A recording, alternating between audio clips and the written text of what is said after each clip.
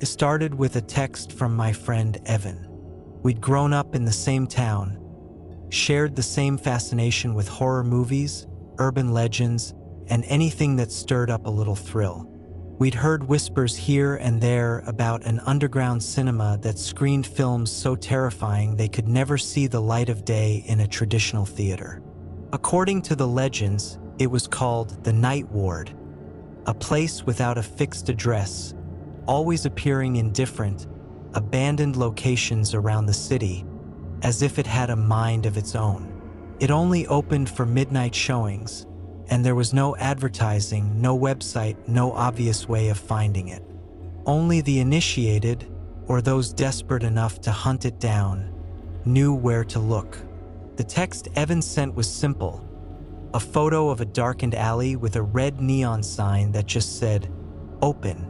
Underneath it, he'd written, "It's happening.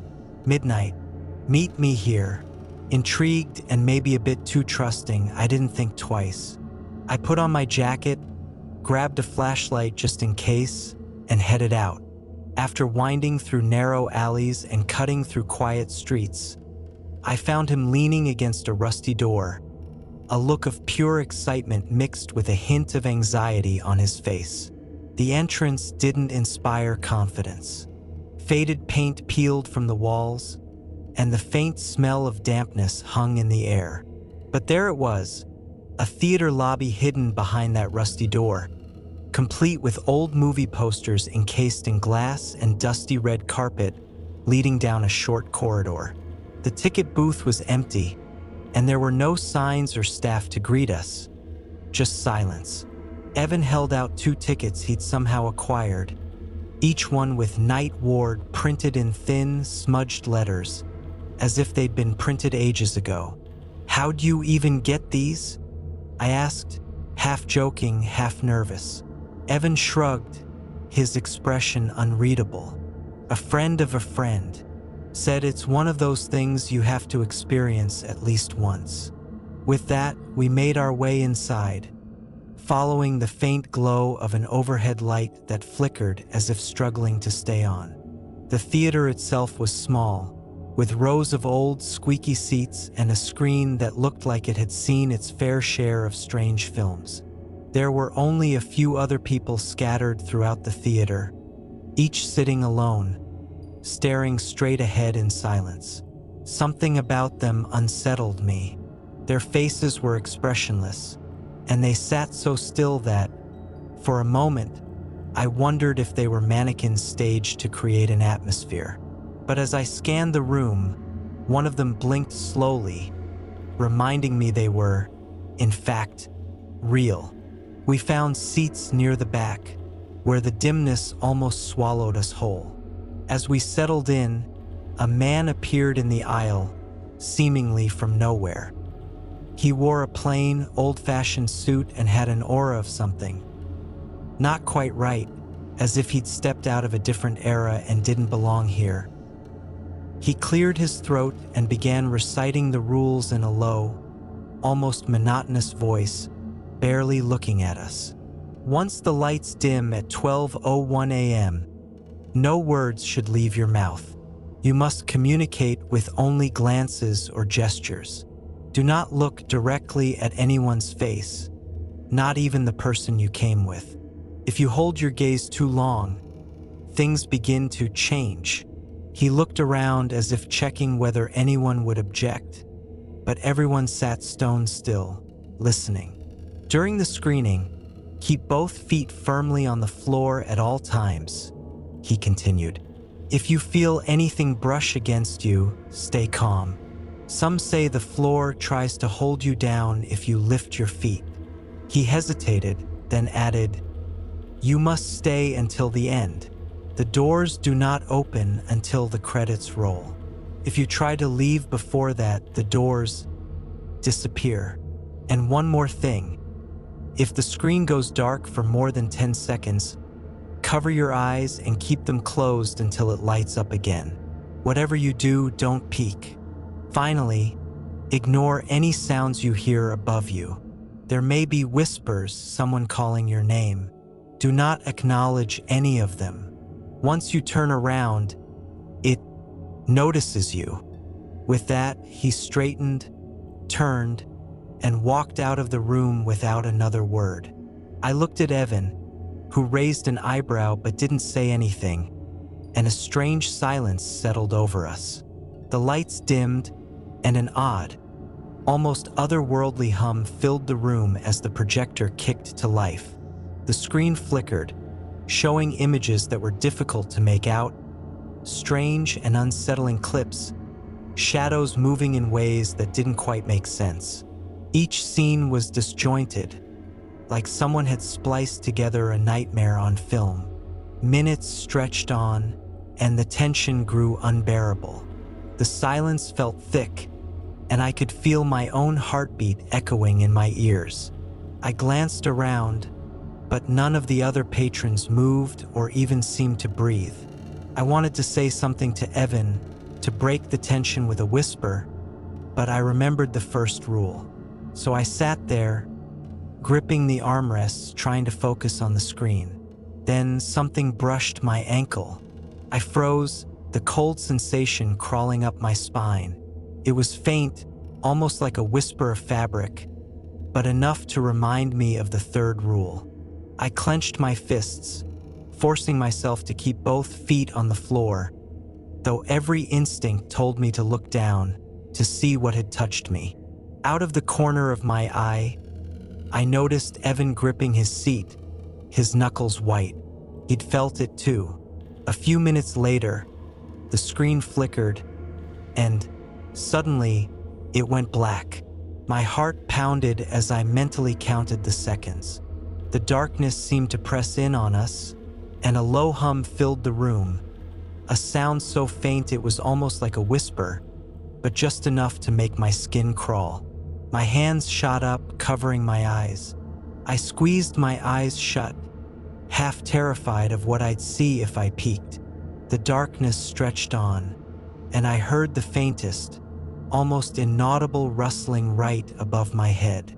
My mind began to race, conjuring images of something lurking in the shadows above, reaching down, just waiting for me to look up. The screen finally flickered back to life, and I dropped my hands, relieved to find everything as it was, or so I thought. I glanced sideways at Evan, and for a split second, something felt off. His face looked the same, but his eyes were slightly different. Duller, unfocused, like he was there but not really present. I wanted to ask if he was okay, but the rule about not speaking held me back. Instead, I gestured to him, raising an eyebrow as if to say, "Are you all right?" He nodded slowly, but his expression was distant, almost hollow. I turned back to the screen, trying to shake off the unease creeping over me. But that's when I noticed something even stranger. In the faint reflection of the glass on the movie poster case beside the screen, I saw myself. But there was a shadow behind me, a vague outline that shouldn't have been there. My heart leapt, and I instinctively looked back to where the shadow would be, but there was nothing, just the empty row of seats behind us. Swallowing hard, I turned back to the screen, hoping the movie would somehow make sense, hoping that this was all just part of an elaborate prank. But the scenes grew more disturbing, flashing images that seemed to be tailored specifically to unsettle me, almost as if the film knew what I feared most. The images on the screen shifted again, becoming more personal somehow, like snapshots of nightmares I'd buried deep in my memory. I saw flashes of dark forests and narrow hallways, things I could barely remember but that stirred something primal in me, an instinct to run. Each scene lingered just long enough to leave a chill, then vanished before I could process it fully. The more I watched, the more I began to feel a subtle pressure in the room, as if the air itself was thickening, pressing down on us. The silence grew heavier, and the only sounds were the occasional creaks of the seats and the faint, irregular tapping that echoed faintly from somewhere behind the screen. almost like footsteps moving in and out of sync. Evan was still beside me, but his face had gone pale, his mouth slightly open as he stared ahead, transfixed. I wanted to nudge him to make sure he was seeing the same twisted scenes, but I remembered the rule about speaking. The screen flickered, and for a moment, it went dark again. Instinctively, my hands shot up to cover my eyes, but in that brief moment, I caught a glimpse of something. I couldn't be sure, but it looked like a shape, tall and thin, standing in the aisle near the front of the theater. My pulse quickened, and I pressed my hands harder against my face, counting under my breath as the seconds ticked by in the darkness. Just before I hit 10, I heard the soft rustling sound again, closer this time, almost right above me. Felt like something was leaning over my seat, inches from my face. My mind raced with images of a looming figure, hollow-eyed and watching, just waiting for me to look up. Then, mercifully, the screen flickered back on, flooding the room with a pale, unsettling light. I dropped my hands, my heart still hammering, but I forced myself to stay still, not daring to turn around. Evan's expression had shifted. His face was blank, almost lifeless, his gaze fixed on the screen as if he were in some kind of trance. I waved a hand in front of him, and his eyes shifted slightly toward me, but he didn't respond. His face looked drained, as if whatever he'd just seen had taken something from him. The realization hit me he might have broken one of the rules, but which one? I swallowed hard, glancing around the theater, only to notice something even stranger. The other attendees, the ones who had seemed so still and mannequin-like when we entered, were now looking straight at us, their eyes vacant but locked in our direction, almost as if they were studying us. A shiver crawled down my spine as I forced myself to look back at the screen, trying to ignore the unnatural feeling of all those eyes on us. I fought to steady my breathing, gripping the armrest so hard that my knuckles turned white. The images on the screen no longer made any sense. They flickered between scenes, each one more unsettling than the last. I saw glimpses of Evan. Not the Evan sitting beside me, but distorted versions of him, faces twisted in silent screams or eyes clouded with an emptiness I couldn't comprehend. His image flashed against scenes of familiar places. A darkened street corner near our high school, an abandoned park we used to explore as kids, even my own house, shown from strange, unnatural angles. It was as if the film was dredging up memories and twisting them into something grotesque, feeding off my fear and confusion. I glanced at Evan out of the corner of my eye, hoping for some sign that he was seeing this too, but he looked even worse now. His skin had taken on an unnatural pallor, and his eyes were unfocused, barely blinking. He hadn't moved in what felt like hours, sitting as if frozen, staring blankly at the screen. I wanted to reach out and shake him, snap him out of whatever trance he'd fallen into, but the rule echoed in my mind. Do not speak once the lights dim. I forced myself to stay silent, hoping that, eventually, he'd snap out of it on his own. The room grew colder, and the air around us felt stifling, thick like fog. The temperature had dropped so sharply that I could see my breath in thin, white wisps. It was wrong, all of it, the kind of chill that didn't belong in a cramped theater. Then I noticed it. Slowly, subtly, the dark outlines of the other attendees were shifting. At first, it was just a slight movement, a head tilting or a shadow bending, but as I looked closer, I saw that their features were changing. Their faces seemed to stretch and distort, their eyes becoming hollow and dark, as if the shadows themselves were swallowing them. They were no longer just other viewers. They were something else, something that watched us, waiting for something I couldn't understand. Their hollow eyes gleamed in the dim light of the screen, and they seemed to follow every flicker, every image that passed, as if they were somehow feeding off it. I forced myself to look away, heart pounding, and tried to focus on the screen. The images had shifted again, but now the scenes showed the theater itself. It was like looking into a mirror, seeing the room we were sitting in from angles I hadn't noticed before. The camera panned over the rows of seats, the dusty curtains, the dim lights overhead, and then, abruptly, it turned to the audience, us.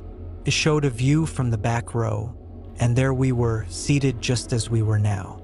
But something was wrong. In the screen's reflection, Evan and I were not alone in our row. There was a figure between us, tall and obscured by shadow, its head tilted at an unnatural angle, as if it were studying us with an intense, malicious curiosity. I blinked, half convinced my mind was playing tricks on me, but when I looked back at Evan, the shadow on the screen remained, hovering between us, unmoving. I felt a chill creep down my spine, settling in the pit of my stomach. Every instinct told me to run, to bolt from the theater, but I remembered the fourth rule: stay until the end of the film. I gritted my teeth, forcing myself to stay seated, though my legs ached to move, to escape. My eyes darted around, scanning for any sign that what I was seeing was real. The shadow on the screen seemed to pulse, as though it sensed my awareness, as though it knew I was seeing it for the first time. Then the screen went dark again. Instinctively, I covered my eyes, counting, desperately willing myself not to look. The darkness stretched, thick and oppressive, and in that silence, I heard it, something moving just inches from my face.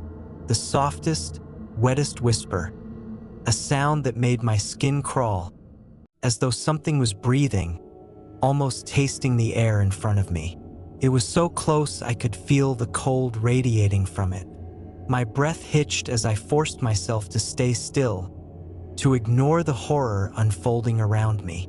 Just as I reached 10, the screen flickered back on, and I opened my eyes, exhaling shakily. Evan was still staring ahead, his face blank, but something about him had changed. His eyes were darker, as though they'd been hollowed out, and his skin looked almost translucent, like he was fading. I wanted to reach out, to pull him out of whatever darkness he'd fallen into, but I forced myself to stay still, to remember the rules. The movie continued, but now the scenes were even more twisted. Images of Evan and I appeared again, but this time, the screen showed us in impossible places, wandering through endless, empty corridors, running through forests that stretched on for miles, always looking over our shoulders as though something was following us. In each scene, a shadow loomed just behind us, always just out of reach but somehow impossibly close. My pulse quickened as I watched, feeling a deep, primal fear that told me this was more than just a film. It was like the screen was showing us our future, a nightmare we'd yet to live. The theater around us felt darker, the shadows creeping closer, pressing in from every angle. Then came the sound, soft at first, like a whisper at the edge of hearing, but growing louder, more distinct. It was a voice calling my name. It sounded like Evan, but twisted, distorted, echoing as if it were coming from far away. I glanced at him, but he was still staring straight ahead, his lips parted in a silent scream. The voice grew louder, urgent, pleading, and it was all I could do not to turn around, to acknowledge the source. I gripped the armrest tighter, nails digging into the fabric, fighting every instinct to look back. The rule echoed in my mind: ignore any unfamiliar sounds above you. But the voice was so real, so desperate, like Evan was trapped somewhere, calling for help. The screen shifted again, and this time, it showed a close-up of the seats in our row. My heart stopped as I recognized our figures, sitting as we were now, but with one horrifying difference. In the reflection, the figure between us was clearer now. A pale, gaunt face with hollow eyes and a smile that stretched too wide, showing rows of sharp, yellowed teeth. Its hand rested on my shoulder in the reflection, and I could almost feel its cold fingers pressing against my skin, even though I knew it wasn't there. The thing turned its head slowly, looking directly at me through the screen, its eyes narrowing with a dark, predatory hunger. The room seemed to close in around us, the shadows thickening as if they were alive, pulsing with an energy that made my skin prickle. I wanted to scream, to bolt for the door, but I remembered the rule: stay until the end. I forced myself to breathe, to focus on the flickering screen, even as the figure on it leaned closer, whispering something I couldn't quite hear.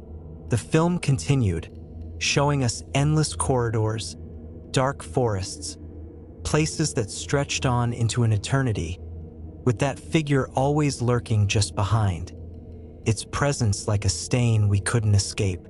Then suddenly the screen went black. My heart hammered as I sat there in the darkness, the oppressive weight of the silence pressing down on me like a heavy fog. This time, though, it wasn't just the screen that went dark. Everything around me felt as if it had been swallowed by some vast, living void, as if the walls of the theater had expanded and stretched out into a cavernous blackness that threatened to consume us. I kept my eyes shut, clinging to the hope that this would end like every other blackout, that the screen would light up again soon and pull us back from the edge of whatever this was. But the seconds dragged on, longer than any blackout before, and the silence grew deeper, thicker, until I felt it pressing on my eardrums like some terrible weight. A cold breeze brushed against my neck, and I could have sworn I felt a hand, icy and skeletal, linger on my shoulder for just a moment before slipping away. I risked a glance at Evan. He sat rigid, but something was different.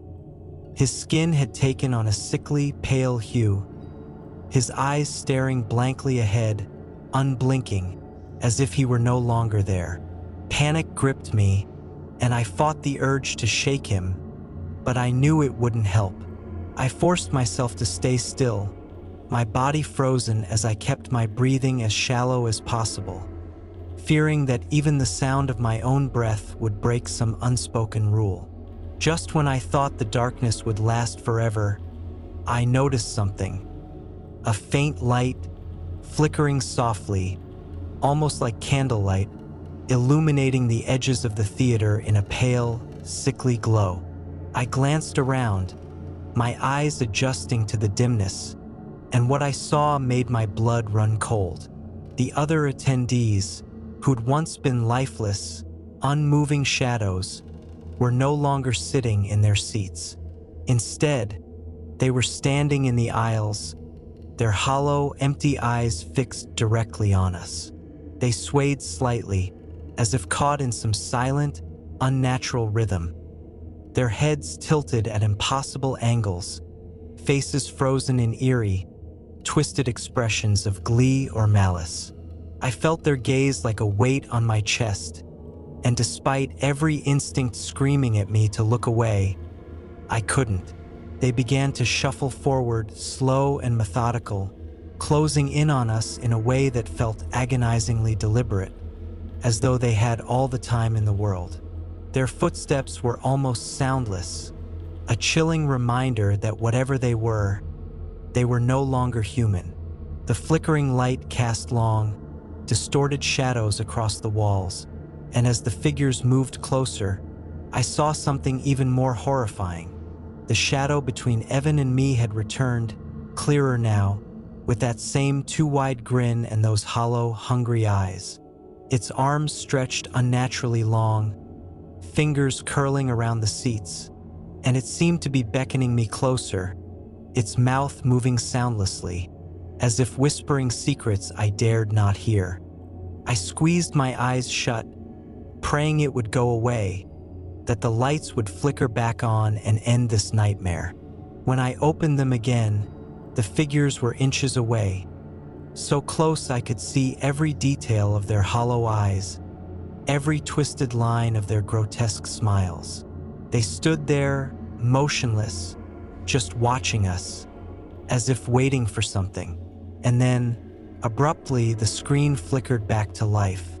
It showed an image of the theater, but it was empty, as if we'd vanished, leaving only vacant seats.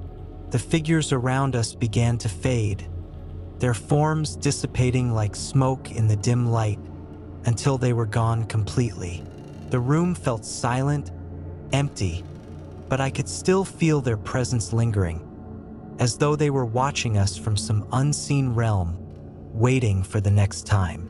I looked at Evan, who seemed to blink, his eyes clearing as if he'd just woken up from a terrible dream. He glanced at me, confusion clouding his face, as if he couldn't remember anything that had just happened.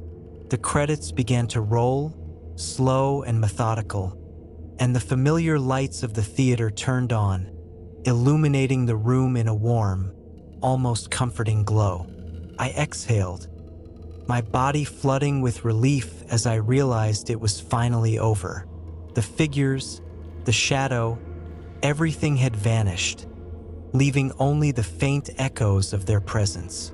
I looked at Evan, and for the first time since the nightmare began, he looked back at me with the same fear and bewilderment that I felt. Without a word, we stumbled out of our seats, our legs shaky, our bodies weak, and made our way to the exit. The doors opened easily, as though we'd never been trapped, and we stepped out into the cool night air, breathing in the fresh scent of freedom and escape. As we walked away, I glanced back at the theater, half expecting to see those figures watching us from the windows. But the building stood dark and silent, as if none of it had ever happened. I shook my head, trying to brush off the lingering fear that clung to me, that sense that something had followed us out.